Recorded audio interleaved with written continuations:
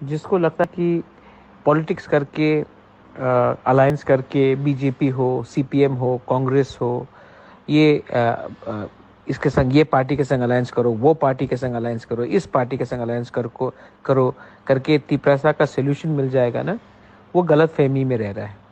आप लोग, हमने नोटिस किया है पिछले 2-3 महीने में, कोई आके मुझसे पूछता है सीपीएम के संग जाओ, कोई आके बोलता है कांग्रेस के संग जाओ, कोई आके बोलता है बीजेपी के संग जाओ, कोई बोलता है तृणमूल के संग जाओ। मैं आपको बोलना चाहता हूँ, क्या हम लोग कभी अकेला नहीं फाइट कर सकते क्या?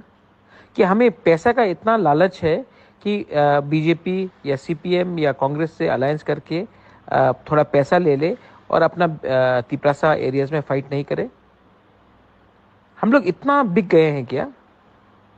मैं बुबागरा बोल रहा हूँ और मैं आपको फिर से बोल रहा हूँ क्योंकि ये वॉइस मैसेज देना इम्पोर्टेंट था कि हम लोगों का वफादारी दफा के संग होना चाहिए।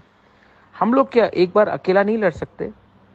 हमको क्या इतना पैसा का दरकार है कि अलायंस कर ले, थोड़ा पैसा लेकर सीट किसी और को दे दे?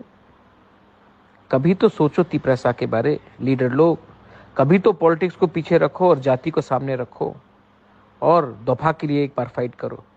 विलेज काउंसिल जीतो, असेंबली जीतो, हिंदुस्तान खुद ब खुद आपको अपना कॉन्स्टिट्यूशनल सोल्यूशन देगा।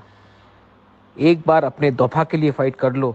70 साल से कॉम्प्रोमाइज करते करते, पैसा लेकर सीट देते देते आज हम लोग कहीं के नहीं रह चुके हैं। 2026 में फिर से डिलिमिटेशन होगा, उसके बाद ना मिलेगा पैसा, ना मिलेगा पोस्ट, ना रहेगा तिपरासा, ना रहेगा ग्रेटर तिपरालैंड। एक बार अपने दफा को लिए फाइट करो।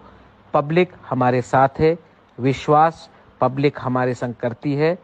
पॉलिटिक्स को छोड़ो और पार्टी को जोड़ो, दफा को जोड़ो।